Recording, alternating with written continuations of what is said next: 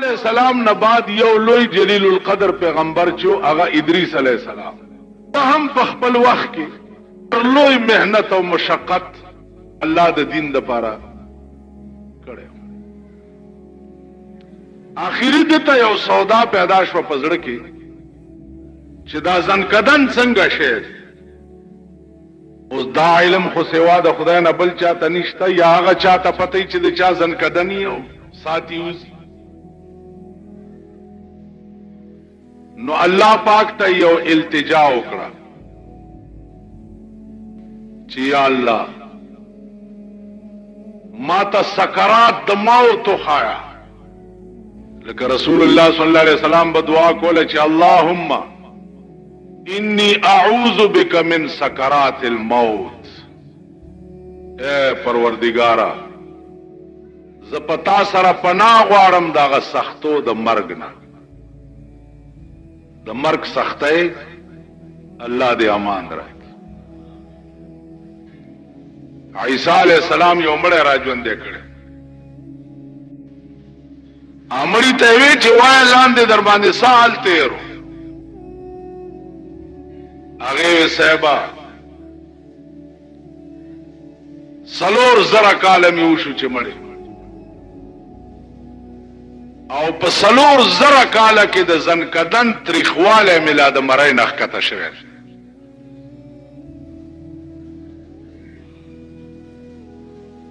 په دغه وخت کې چې زما علق ته کم تریخواله رسېدلی و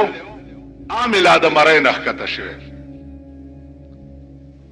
نو دا چونکه ډېر لوی تکلیف دی وخت دی، نو ځکه به حضور فرمایل چې اللهم انی اعوذ بک من سکرات الموت، د مرګ د سختونه خدای ماته نجات راکړه. بی بی عائشہ رضی اللہ تعالی عنہا فرمائی چې ما د چا ځنکدن به چې سختو نو زما به خوښ نه و، خو ما چې د رسول الله صلی الله علیه وسلم ځنکدن سخت لیدلی دی نو هغې نه وروسته مې بیا په چا انکار ونه کړ. داسې سخت چې د ده سر زما په سینه باندې اډاڼه و، او دا رنگ مبارکی داسې سورو چې تا به ویل اوس به د مخ نه وینې راوځي. علما لیکي چې دغه وخت کې تپوس وشو دی،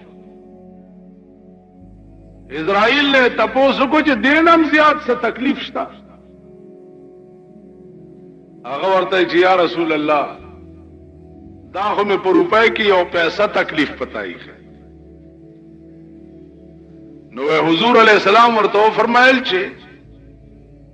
ټوله روپۍ تکلیف په ما کې ده، خو چې زما امت سره داسې سختی ونه کړي. نو عرض داو چې سکرات د موت چې دي دا ډېر زیات سخت، ځکه په دغه وخت کې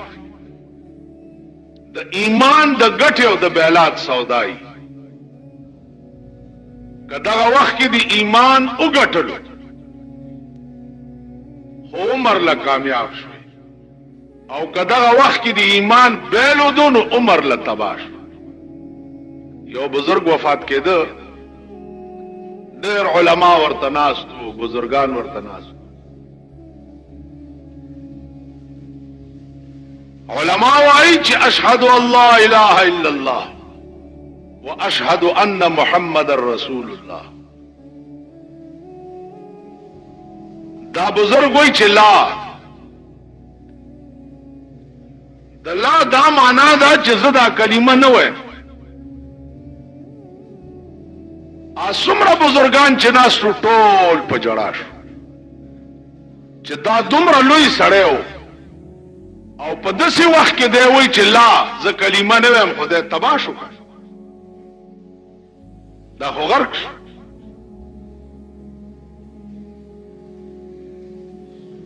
په دغه وخت کې د دې بزرګ نه هغه سکرات د موت څه وخت له لرې شو، طبیعت یې ټیک شو. بزرگان ورته وی چې دا پتا څه چلو مونږ درته اشهد ان لا اله الا الله وی او تاوی چې لا بزرگ ورته وی چې ما تاسو ته نه وی چې لا تاسو سره جخت شیطان ولاړو او زوما ډیر سخت تګه ناغه سره یو ډک جامو ما ته وی چې تو وای چې خدایان دو دینو دا یخي وب بدر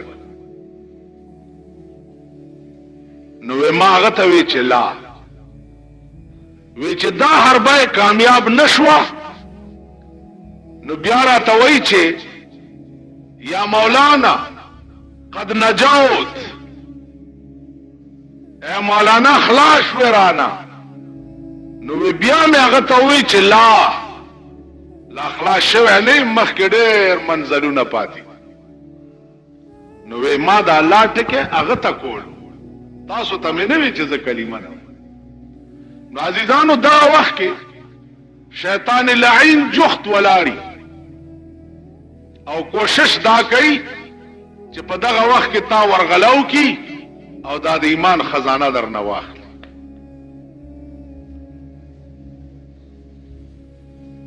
نو عرض میں داو چې ادریس علیہ السلام تا دا سودا پیدا شوا چې سکرات د موت وګورم دا د مرګ سختای وګورم نو د خدای عبادت به بیا نور زیات په شوق باندې کو الله حکم کو اسرائیل علیہ السلام تا چرا والا په سکرات د موت زنکدن پر راوستو او ورته وخود سایت قبض کا بیا راځوند دی ودلیدل و یا الله ډېر خدای ز پتا پناه غواړم د دې سختای خدای دا خود برداشت نه بار سختی دا خود انسان د وس شی نه دی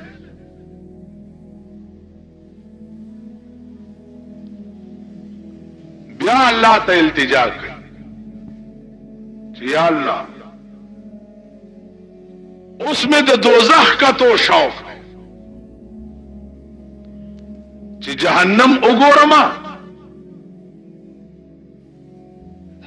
نستا یو عظیم یره به مې پړه کې پیدا شي نستا عبادت بنور په شوق کو الله ملائکو ته وی چې بوې زئی نو جهنم لای بوتل جهنمی چې ولید او د ورننه و داسې ملائکه پکې ولیدي چې دا غي د سپېګمو د خلینه د اور لمبه وتی تاسو وکړو چې دا سوق دی او دا ولی ورته ادریس علیہ السلام دا زبانیه ملائکی دا ملائکی دي چې د جهنم په اور تازه کولو باندې مقرر او د خله او د سپېګمونه د اور لمبه دي د پاره وزي چې دا د قهر او د غضب ملائکی قران کې راضي کړي چې خدت ته ټوپونه وها غاوره پتشي باندې او دا وخت ډېر نږدې دی چې سند الزبانیه زبم درته زبانیه ملائکه راو غواړم خلاصي بده ته سو تابت اخلاصي څو اوس عزیزانو اندازه وکړئ چې د جهنم هغه ملائکه چې د چا د خله او د سپېګمونه د اور لمبي وزي او راغختم درته خدای وی الله دې امان راکړي د حکومت یو مات ګډ غوندې سپي چې در باندې لاس کی دي نو ځان نشه خلاصوله تانه ته دی بوزي او بیا د تانهدار تیسمارخانی چې وګوري نو ستیاره در باندې راغلی او تیزونه اچي او د خدای ملائکه چې زبانیه وګوري چې د خله او د سپېګمونه د اور لمبي وزي الله دې امان راکړي چلته بس ابل اورد یو سړی راغی نو هغه چرې ما داسې پتلو سم نه دی لیدلی او دې زمونږ د دې علاقې چې پلار ازینو داسې اسمان ته ګوري ځکه چې ټوپک موپک ورسره ای نو داسې اسمان ته ګوري. نو بل ورځ راغی پولیس نیولې نو پولیس انټاروګیټ کړو دا تلی ملی به ورته وهلی را وهلی نو چې راغی نو دا سره داسې ځوړند و. خیره قسم یې سي چې ما ته وکړه نو مالا د قدرت خاوند د دې فرعون سر دې په دې سپایانو ټیټ کو دې به ګرځېدو څنګه اوس یو څو لختې په تاڼه کې د پولیس خوړلې دي اوس څنګه روان دي داسې دې پورې درته وایم چې یوسف علیه السلام ځان سره یو سړی مقرر کړو دی به چې په شاهي دوره باندې روانو نو هغه به آواز وکړو چې مغرور مشو شاهان شاهان دیگر است غاوره کېږه ما د بادشاهانو بادشاه بل دی ته څه شې ته یې څه د بادشاهانو بل بادشاه بل طرف نه به آواز وشو چې لمن الملک اليوم دا هغه د قیامت د ورځې آواز دی چې ملایکې به آواز وکړي لمن الملک اليوم د نن ورځې بادشاه څوک دی نو دا د دنیا بادشاهان به ټول سرنګون ولاړي دا جرأت به په دغه ورځ څوک کولی شي چې هغه سر راوچت کړي چې زم بادشاه لمن الملک اليوم د نن ورځې بادشاه څوک نو آواز بوشي لله الواحد القهار د نن ورځې هغه بادشاه دی چې یو دی او نن ډېر په قهر د قیامت په ورځ به الله داسې په قهر وي چې نه به دې نه وړاندې داسې په قهر شوی او نه به بیا داسې په قهر دا 50,000 کاله ورځ به د الله د قهر او د غضب الله دې امان عزیزانو دې ته سوچ کو ځان نه فصلی بزرگان ما جوړوي چې صدر باندې پیښ نه نو ځان نم د نظام الدین اولیاء بچی جوړ کړي منځونه هم کوي او سجده هم لګوي او چې صدر باندې پیښ شي نو بیا صادر نخپه او باسي او د خدای نه باغیان شي دغه خدای هر څه در باندې کولی شي هر څه کولی زمون منځونه داسې دي لکه یو کوچی سره د خار سړی تله او نوکر ور سره چیلای به ولا ساتل منځونه به هم ډیر کول چرته به چې کتو دا د خار سړی به په منځ ولاړ ا کوچی خیال کړی دی چې دا خو ډیر زبرګ دی جوړ منځونه ډیر چې اخر کې راتلو ته نه نو دا کوچی نه چیلای را پټی چې چیلای را پټی کړي نو کوچی ور پسې کور تراغو غاټ کوتا کور سره او په دولاسی د دې اورته را پرې خو روز استا ویل داسې داسې کړي په دا ډېر المنزو په بارانه بدیم کاوه په وچه بدیم کاوه په لمده بدیم کاوه کور د وران شنو اله بیله چیلای دی را پټی کړي دا خو ډېر منځونه کوله نو عرض میں داو چې دا ژوند د امتحان وخت امتحان راغی او ته ثابت قدم پاتې شو امتحان راغی او ثابت قدم پاتې شو دا منځونه به پکار راځي دا نیکی به پکار راځي نن د عظیم قهر دی د ملک کله چا د لور واده دی صاحبه یو حال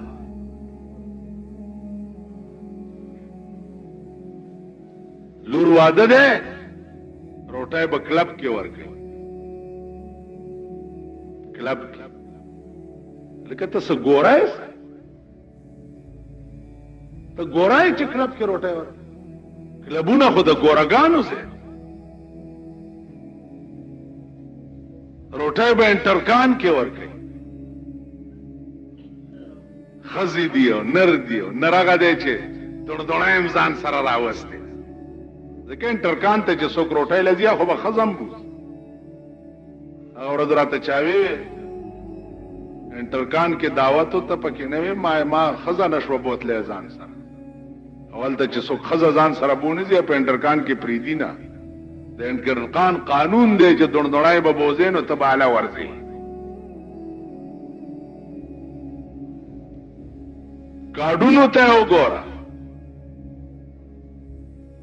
کاډونو ته وګوره د دوی د دیوځي یو کارت د لسو روپو بیا د خزه او د سړی لاس په ملاو شي بیا په د سړی نامه لیکلی لاندې د بیگم نامه لیکلی پلانې و بیگم پلان یعنی سړی ته وایي چې زما خزه دې مغواړي ته خدایم په شرمونو شرم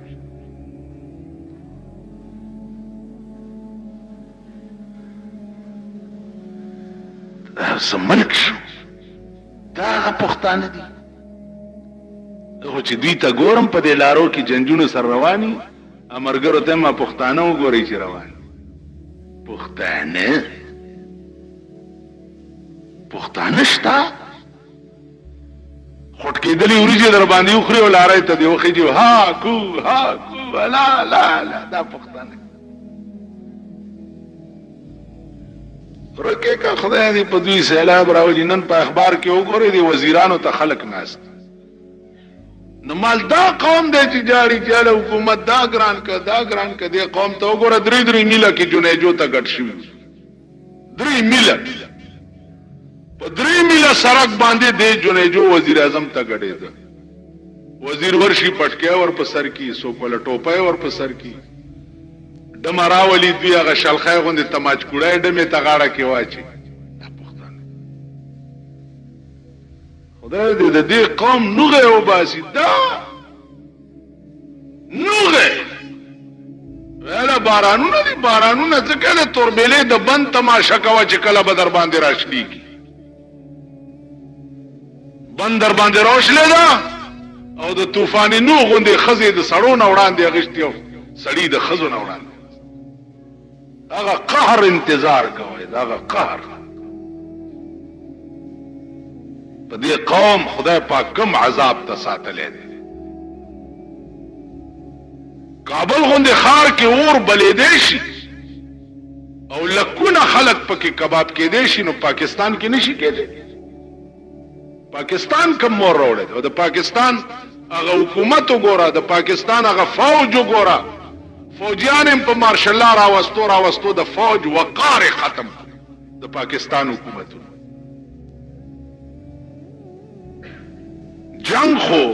وګه ساروي خکول شي چې تر سپېګمو مورشي بیا جنگ کول شي د فوج بیره تباہ ده خدای دې جنگ نه راوړي تبه د دوی تماشه وکي بیا مارشل الله په کیسونو کې دوی چې کومه مزه و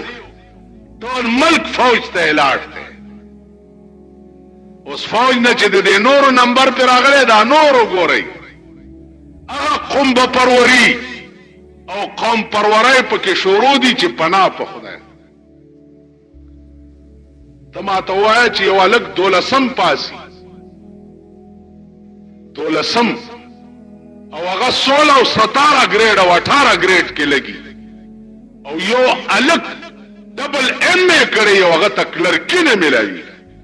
د وزیر خپل دولسم پاس 17 گریډ کې لگا او د غریب بچه ډبل ایم ای هغه تکلرکی نه ملاويږي دا سملک دی یا دا ملک د وزیرانو د پلار دی دا خو قوم ورنو تپوس به کړي وي قوم وې دا قوم دی چرتا وزیر راځي